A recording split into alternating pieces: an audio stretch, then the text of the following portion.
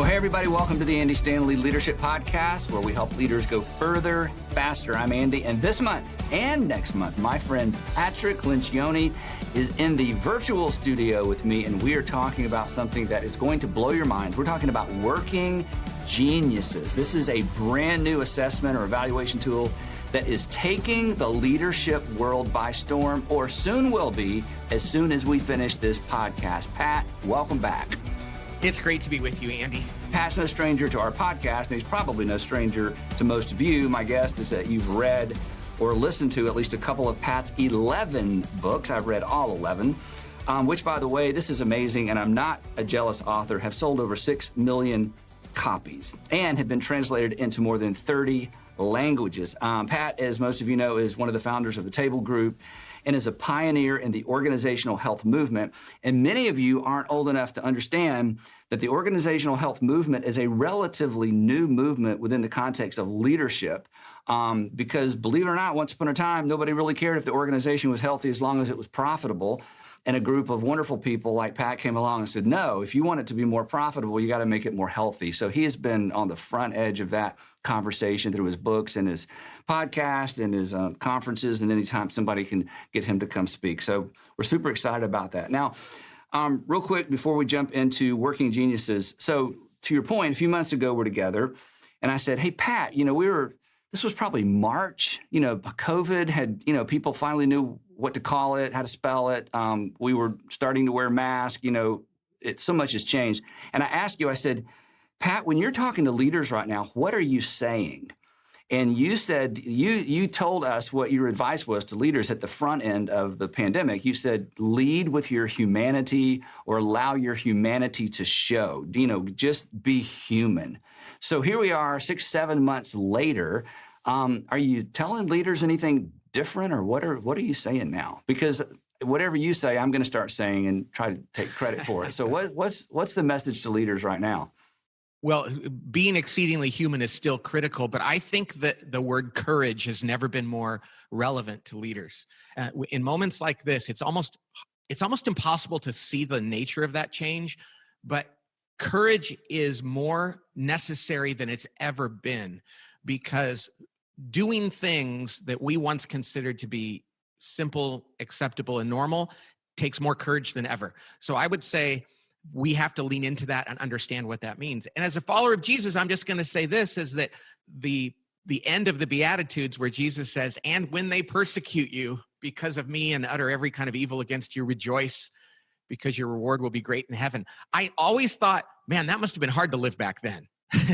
I'm glad that doesn't happen anymore. Yeah.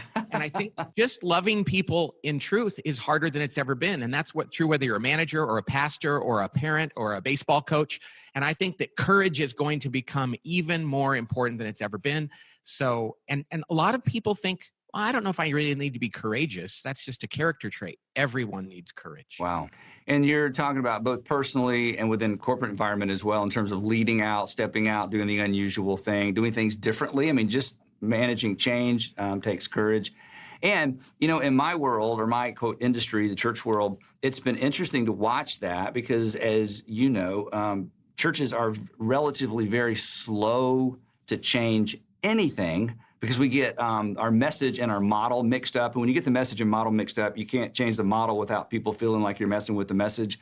And it's been interesting to see even nonprofits and churches in particular, on one hand, be a little bit sluggish and resistant, and then others that have just taken advantage of the opportunities that come along with any kind of, upset culturally, or, what we're going through as a nation, and leading out.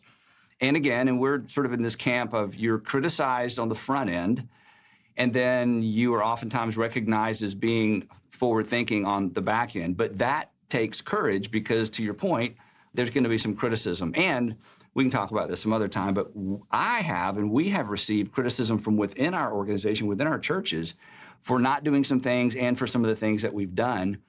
But, as a leader, when you're confident, not arrogant, but confident, this is what we need to do, you've got to have courage, because the arrows are coming. Oh, yeah. And the ones that come from inside are the most painful ones. Yes, always. And that's one of the things I'm dealing with right now. And that's why that whole concept of the audience of one, there may be times when that's the only person, the person of Christ, who's nodding at you and applauding you. And that takes courage to be okay with that. Yep. Wow.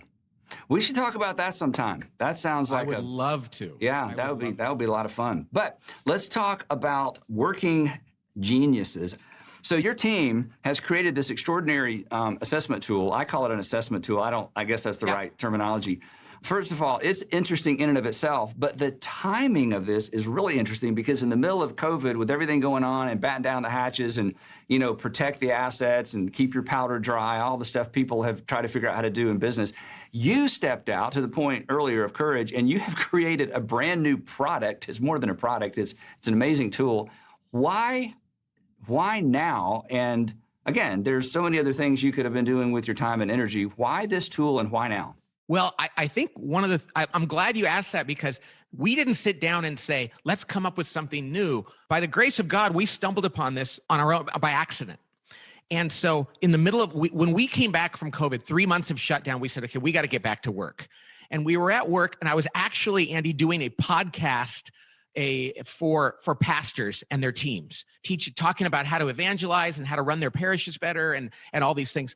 And then afterward, we got off that. We had 350 people on there. Then after that, I got the team that was doing it and I was giving them feedback and kind of managing them and rallying them. And that was exhausting for me. And then after that, we shut it down and I turned to my co-founder, Amy, and I said, I have an idea for our podcast. We should do this and this. And she said, why are you the way you are? Why do you do this? And I said, I don't know, but it's driving me crazy. Half of it I love, half of it I don't. I wish I could figure it out because I feel like I'm about to drop. And that had been kind of the culmination of more than 20 years of mild frustration in my work. And that question that Amy asked me, why are you this way, provoked a 4-hour discussion. And at the end of that 4 hours, we had these 6 words on a board. And we weren't coming up with a model. We were just trying to explain me and the team. And we were like, there's something to this. And one of the guys on my team saw it and he said, you know something? This is bigger than the 5 dysfunctions. We thought, what do you mean? He goes, this is more truth and more applicable. One of our consultants saw it on the whiteboard and wrote it down. And the next morning he was with the CEO of a company who was struggling. And he said, hey, let me share something I saw last night. And he wrote it on the whiteboard and the CEO got tears in his eyes, started to get overwhelmed and said, this is my whole issue right here. Wow. And so we said, boy, there's something here. And we feel like we're stewards of this because we didn't try to do it. And so over the next few months, we started developing this, the face validity. People were saying, this is changing my world. I'm looking at myself differently, in particular, how I work. And so what it came to is we realized that these 6 different God-given skill sets and talents were the 6 things that are required in any organization. And if we don't know the unique geniuses that God gives us and the unique frustrations that we have that we're not good at, we can't be everything God wants us to be. So it came about through our own personal struggle. And in the first 30 days of launching this tool and kind of a soft launch, we've had more than 25,000 people take it. Oh, wow. And what they're telling us, Andy, is like nothing I've ever heard in the work I've done in the last 25 years. They're saying, I never understood who God made me to be, and I'm changing the way I work. I'm changing my role on the team. I'm changing my career as a result of this. So it's really practical, Andy. I've done every assessment. I love all the assessments, the Myers-Briggs and DISC. I've never seen one that people respond to more quickly and apply in a more practical way in a matter of minutes. Well, I was about to ask because in any good organization, we all use assessment tools, whether we're looking at temperament or skills or leadership styles, all those things. The cynical person out there is like, it's another product they're going to try to sell me to, put in a file. We'll test a few people and move on. So tell us real quick, because I can't wait to jump into this. And just so our audience knows, full disclosure, I took the assessment and found out that I'm a genius. I was so excited, and then I realized, no, everybody that takes the test is a genius. But once I got over that, so I do want to talk about my profile, because you said this whole conversation started when you asked, why am I this way? And my wife has been asking that question a lot. So I want to understand my profile so I can go home and explain it to her. But What makes this profile, and this is my word, not yours, what makes it better? I mean, what's the big deal or what's the differentiator? You answered that a little bit. Well, the key is this. It's really focused on the practical nature of getting things done. And that's at work and that's at home. It's whether you're starting a project or a group at church or running an organization or just planning a vacation with your family. This is really applied to the activities, the actions that we do. And that's why it's so easily applicable. Like the Myers-Briggs, I'm an ENFP, and I love the Myers-Briggs. But what does that mean for the kind of work I do day to day? And I've been working with that with executives for years, and there's so many ways to interpret it. Yeah. This one, you read your results, and you read the descriptions of those results, and right away you go, no wonder I'm successful at that. No wonder I hate doing that. No wonder why my wife and I have argued over this for years. I mean, she and I explained why we run our house the way we do and why we get frustrated at one another. And it allowed us to stop judging each other. And it allowed us to stop feeling guilty about ourselves and realize, oh, God wired me this way. Now I know how to go forward in a more joyful, appreciative way and solve problems without judging myself or others. I think anytime we can blame God for something, I feel like we've made progress, don't you? I think you can take it. Okay, so already, if we just stop now, every marginally unhappy married person is going to order this assessment, right? All the people in the studio with me are shaking their heads like, what is this called again? They weren't even paying attention until you said that. So you said there were 6 words that went up on the board or 6 categories. So walk us through, you've named this working geniuses because this is it's not strength finders. By the way, for folks who do strength finders, which is a good assessment as well, this is different than that, but it does surface strengths and contrast. So maybe just, I guess, walk us through the 6 categories or the 6 words.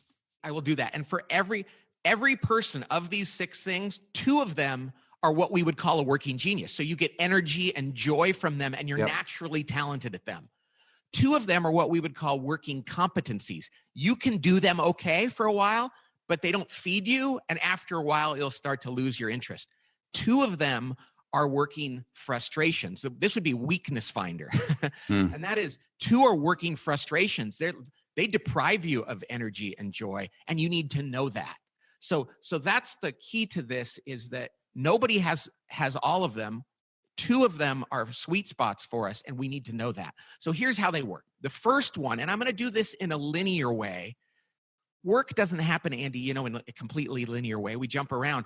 But there is a linear pattern to this. And the first genius, and the one that people who have it don't even think about as a genius, and society doesn't recognize it enough as a genius, is called the genius of wonder. The genius of wonder. That's the person who can sit for a long period of time and ponder what's going on around them. They look at their environment or the church or the world, and they say, is this the best it could be? Why are things the way they are? Amy, who was sitting next to me that day and looked at me and said, why are you like that? Why do you act the way you do? She didn't know the answer, but she knew the question needed to be asked. And that's like, are we fulfilling our potential as a church? Or is our business really understanding our market? What's going on around us? Could our family be better? And my wife has this one. She can sit and ponder and speculate and ask questions and without losing her patience. And it's the beginning of any organization, idea, initiative, or program. Somebody has to ask the question, could this be better?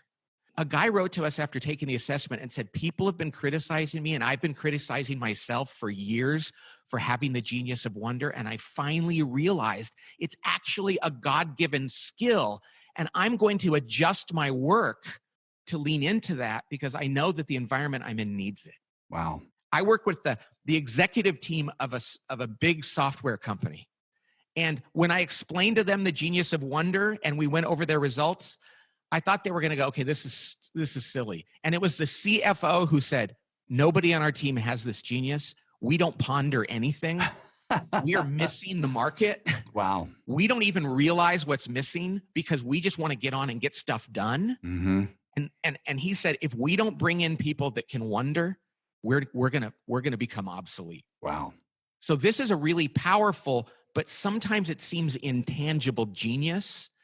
And every team, every family needs it.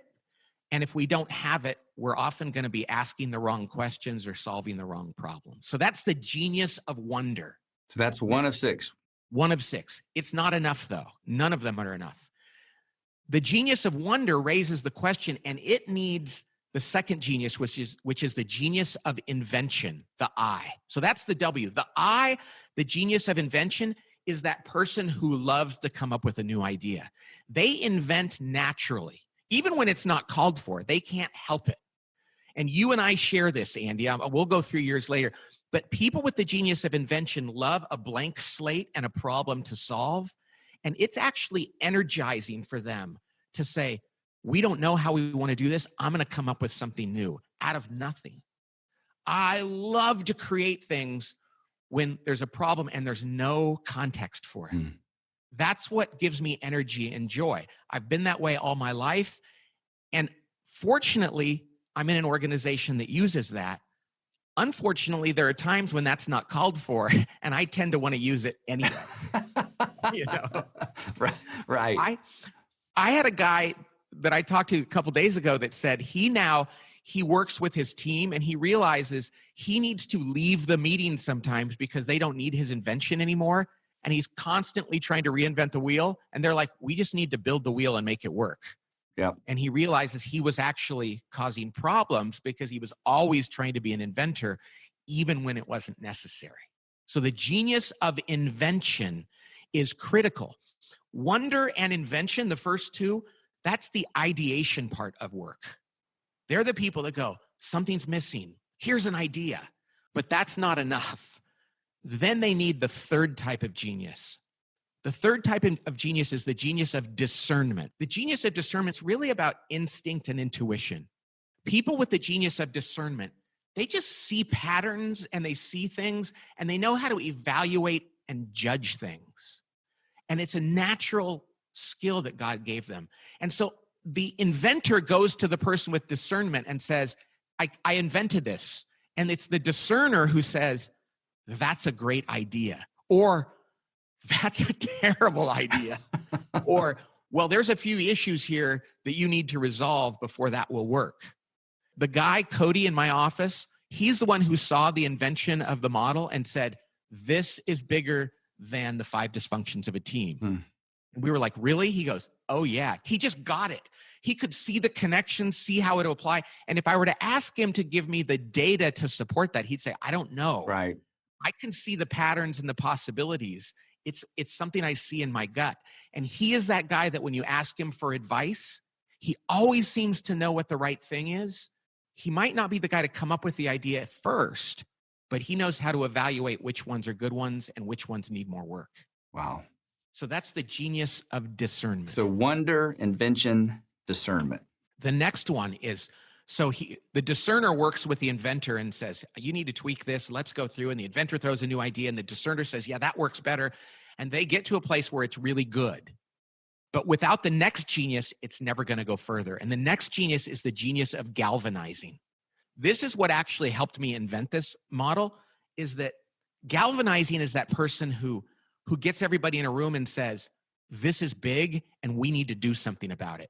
Come on, everybody, get in here. We're going to talk about it. I'm going to inspire you. I'm going to organize us to take the first step. I'm going to push us to do something new. The galvanizer loves moving people forward and disrupting people's lives a little bit for something great. Well, as it turns out, Andy, I don't really love doing that. I can do it okay, but I was being asked to do it in my company all the time, and it was crushing me. I was getting to the point where I'd invent a new idea and help discern it, and I would be depressed, and they'd say, what's wrong? And I go, I'm going to have to push this ball uphill, aren't I? And they're like, yeah, pretty much. And I said, I don't really like that, and it's killing me.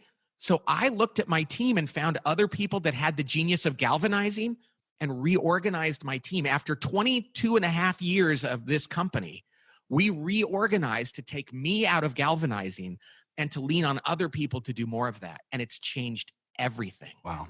Because I knew I needed it, but it was crushing me because I was doing something that wasn't a gift. And to talk about for just a minute, so the tension there was an idea There was buy-in in terms of it needed to be done. But then that critical next step of executing on it or getting the right people in place to get it done, that's the galvanizing piece? Yes. Okay. Pushing people to rally, getting people in a room and say, what are we going to do first? Who's going to do this? Right. You need to do this. You need to do this. Right. Just taking that first step.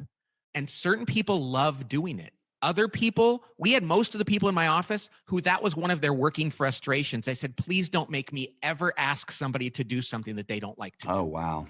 So they were like, so Pat, it sucks less for you to do that. Why don't you do it? Well, and two, in organizational life, as the point leader, you have the most leverage over everybody in the organization. So there's a part of the intuition of all that is, well, of course, Pat would engage the people and put people in place, but it works 100% against the way that you were wired. So again, this is another example that we talk about on our podcast all the time. The org chart is not necessarily your friend. Oftentimes the org chart is in the way of progress. And this is an example of that. You're the most influential person in the organization, but the least equipped perhaps to actually get a project off the ground and going. So I don't want to interrupt, but that's a real tension point in a lot of organizations. I love it. Every pastor, every CEO, every leader, every school principal has two of these geniuses, but they're not the same. And people say, which one should the CEO have? It's like they should have the ones they have, and they should surround themselves with the ones they don't have. Yeah.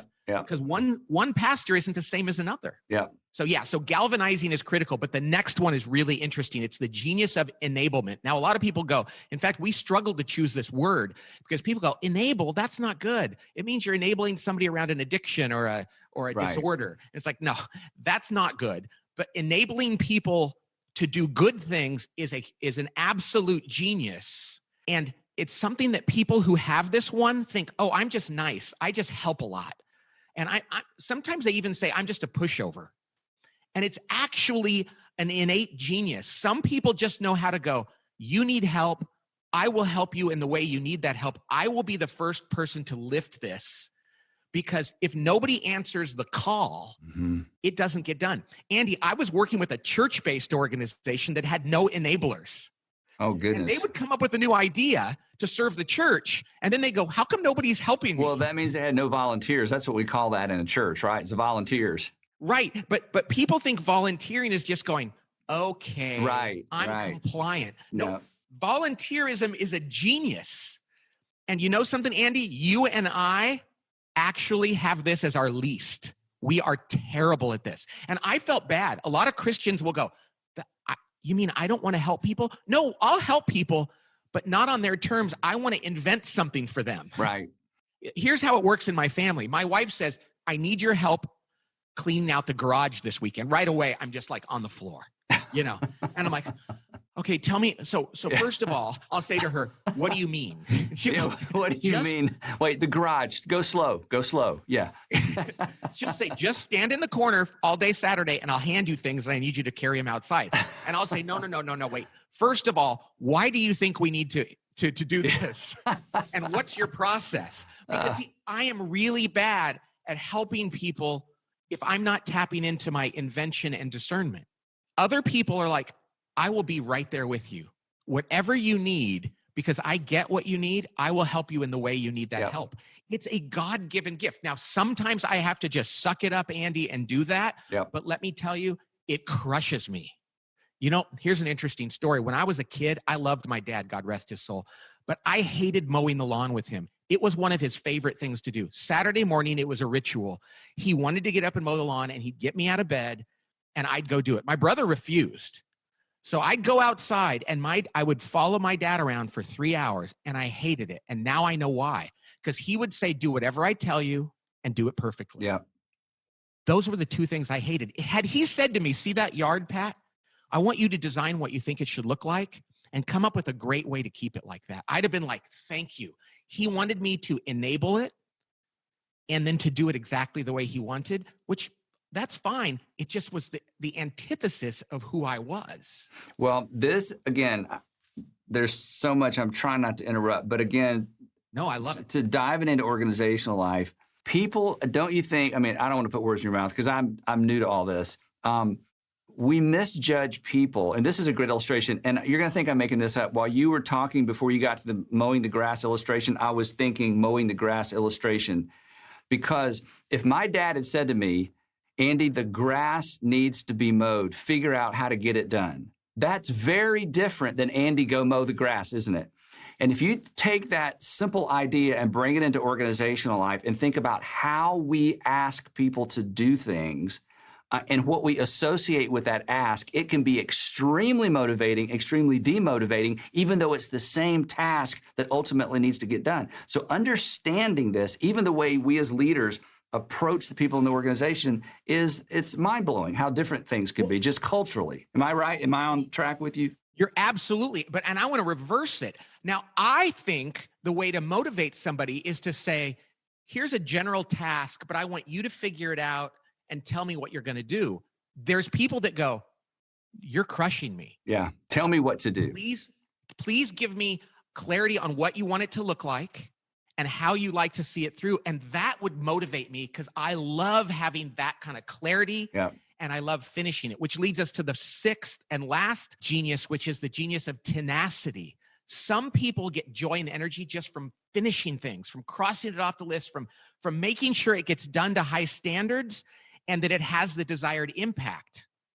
And so those people are like, if you give me the standards and you tell me what you want from me, I will love coming to work every day and getting it done for you. And if at the end of the day, you can say you did it the way I wanted and you pushed it through, I will go home and say it was a great day. See, two different people have two completely different ways of getting energy and joy from their work.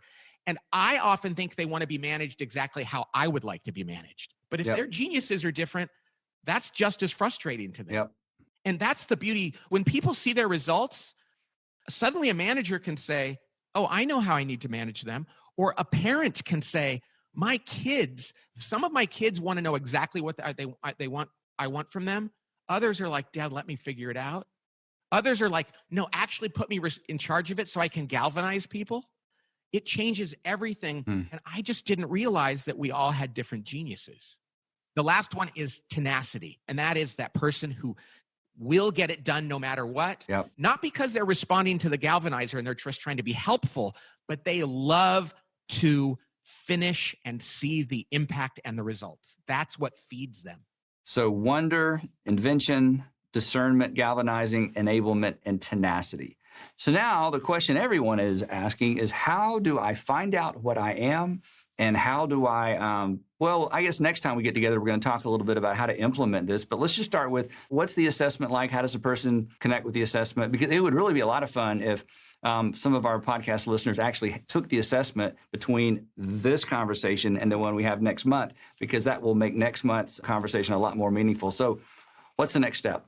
So first of all, it usually costs $25. And Dave Ramsey's a friend of mine. He said, why'd you charge so little, Pat? You could make a lot of money on this. And I said, because we want everyone in the world to do it.